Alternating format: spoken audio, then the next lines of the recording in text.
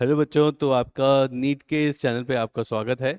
हम कुछ क्वेश्चंस की सीरीज लेके आए थे आपके लिए, जो कि इम्पोर्टेंट क्वेश्चंस है आपके नीट के एग्जाम्स के लिए, जिसमें एक अपन पीरियोडिक टेबल के कुछ क्वेश्चन कर चुके हैं।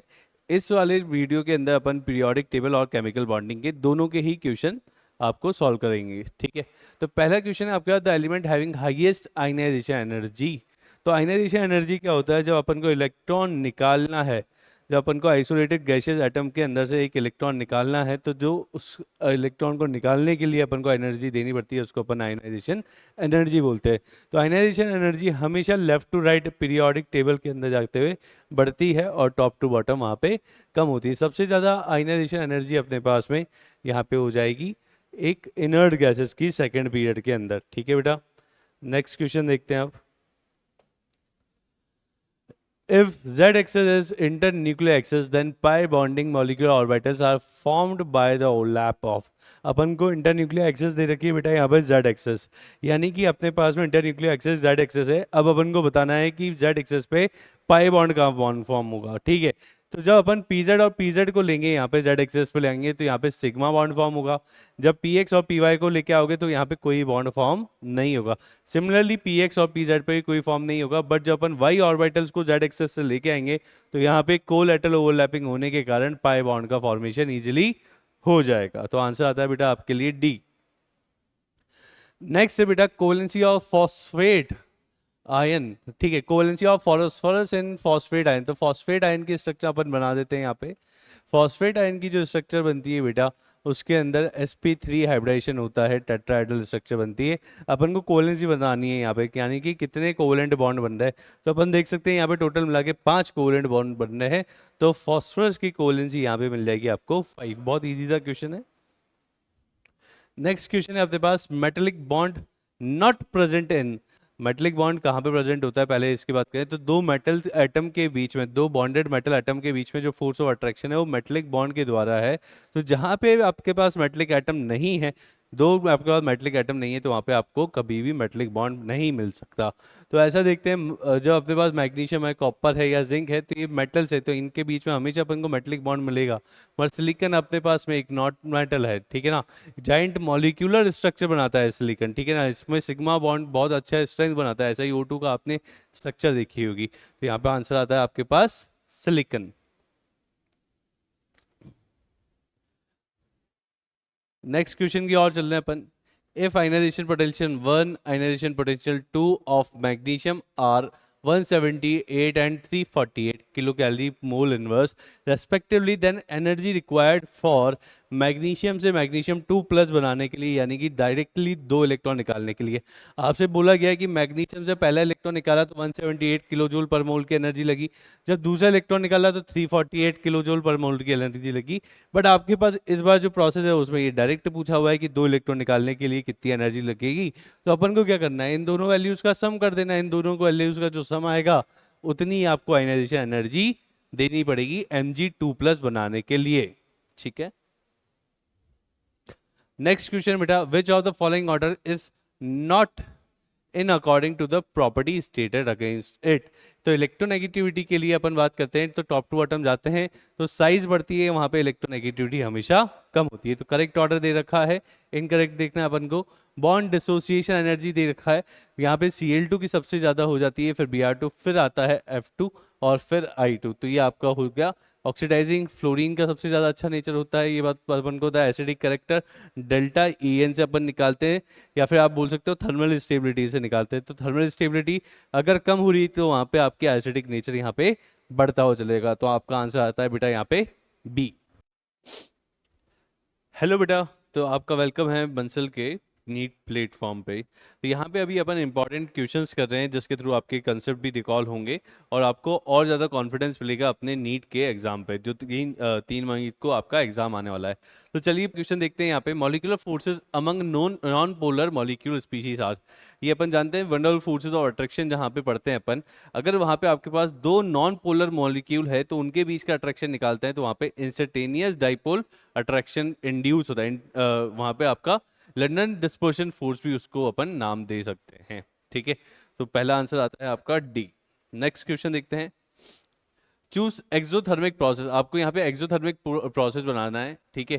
तो ऑक्सीजन में अगर मैं दो इलेक्ट्रॉन एक साथ एडिशन कर रहा हूँ तो यहाँ पे ये एंडोथर्मिक प्रोसेस के थ्रू जाता है, क्योंकि पहले एक इलेक्ट्रॉन एडिशन होगा यानी कि O माइनस बनेगा, उसके बाद उस एनाइन के साथ में इलेक्ट्रॉन का एडिशन कराएंगे अपन, तो वहाँ पे आपके पास में इलेक्ट्रॉन का रिपल्शन होना चालू हो जाता है क्योंकि सेम चार्ज हो जाता है, ठीक है। तो ये एंडोथर्मिक प्रोसेस है। O माइनस में एक इलेक्ट्रॉन डालना सेम एंडोथर्मिक प्रोसेस हो जाएगा। एन नाइट्रोजन की इलेक्ट्रॉनिक कॉन्फ़िगरेशन हो जाती है आपकी P3 यानी कि हाफ फिल्ड स्टेबल होगा, इसलिए N माइनस जब बनेगा तो ये भी प्रोसेस आपका एंडोथर्मिक होगा। बट जब अपन हाइड्रोजन की बात करें तो नॉन मेटल है, ठीक है ना। हाइड्रोजन की प्रॉपर्टी अपन जानते हैं कि अल्कली मेटल के साथ साथ हेलोजन से भी रिजेंबल करती है, तो यहाँ पे ये इलेक्ट्रॉन एडिशन के दौरान एनर्जी को रिलीज करेगा, यानी कि ये प्रोसेस आपका एक्सोथर्मिक प्रोसेस होगा। चलिए नेक्स्ट क्वेश्चन देखते हैं। यहाँ पे आपके पास पूछा है कि hybridization of phosphorus in PFI, बहुत अच्छा क्वेश्चन है कि अपन को हाइब्रिडेशन किस तरह से निकालना है। तो अपन जानते हैं सिग्मा प्लस लोन पेयर से निकाल सकते हैं। फॉस्फोरस के पास में यहाँ पे वैलेंशियल इलेक्ट्रॉन होते हैं 5 और सारे के सारे यहाँ पे बॉन्डिंग के अंदर यूज में आ रहे हैं, यानी कोई लोन पेयर आपके पास नहीं है। तो सिग्मा आ गया आपके पास 5 और यहाँ पे 0 लोन पेयर यानी स्ट्राइक नंबर 5। जब भी स्ट्राइक नंबर 5 आता है बेटा तो sp3d2 यानी कि ट्राइंगुलर बाई पिरामिडल आपके पास में यहाँ पे, सॉरी sp3d यानी कि ट्राइंगुलर बाई पिरामिडल आपके पास यहाँ पे स्ट्रक्चर बनेगी, ठीक है। नेक्स्ट क्वेश्चन देखते हैं अपन। Triangular planar shape is found by, अपन जानते हैं जब sp हाइब्रिडेशन होता है बेटा तो वहां पे लीनियर स्ट्रक्चर बनती है, सबके नाम लिख देता हूं मैं। sp2 स्ट्रक्चर बनती है, sp2 हाइब्रिडेशन जब आता है आपका ट्राइंगुलर प्लेनर आपके पास में यहाँ पे स्ट्रक्चर बनती है, ठीक है। जो लीनियर होता है ना बेटा ये भी प्लेनर होता है। sp3 जब बनता है तब आपका टेट्राहेड्रल स्ट्रक्चर फॉर्म होती है। टेट्राहेड्रल स्ट्रक्चर बेटा नॉन प्लेनर होती है, अपन हमेशा याद रखें। sp3 जब बनता है आपका ट्राइंगुलर बाई पिरामिडल स्ट्रक्चर बनती है बेटा यहाँ पे, ट्राइंगुलर बाई पिरामिडल। ये स्ट्रक्चर भी बेटा हमेशा याद रखना है कि नॉन प्लेनर स्ट्रक्चर होती है।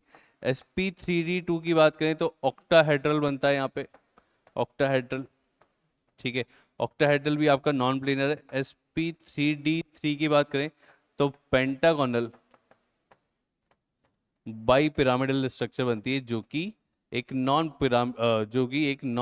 प्लेनर स्ट्रक्चर है, ठीक है ना।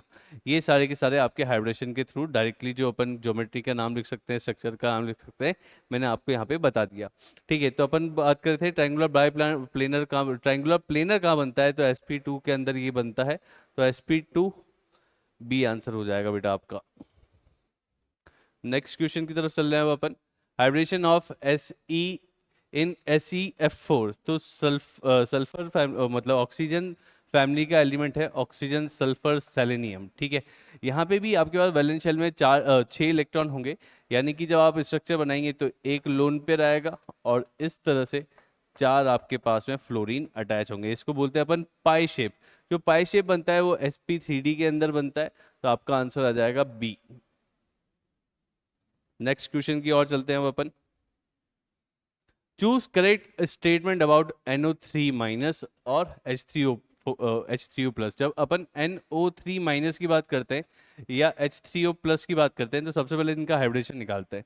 नाइट्रोजन के पास वैलेंशियल इलेक्ट्रॉन बेटा 5 होते हैं, ठीक है। नाइट्रोजन के पास वैलेंशियल इलेक्ट्रॉन 5 है, तो इसकी जो स्ट्रक्चर बनती है कुछ इस तरह से बनती है कि एक के पास डबल बॉन्ड होता है ऑक्सीजन के पास, एक के पास कोऑर्डिनेट बॉन्ड होता है और एक के पास में O माइनस अटैच होता है। तो अपन को डायरेक्टली यहाँ पे दिख रहा है कि sp2 हाइब्रिडेशन है।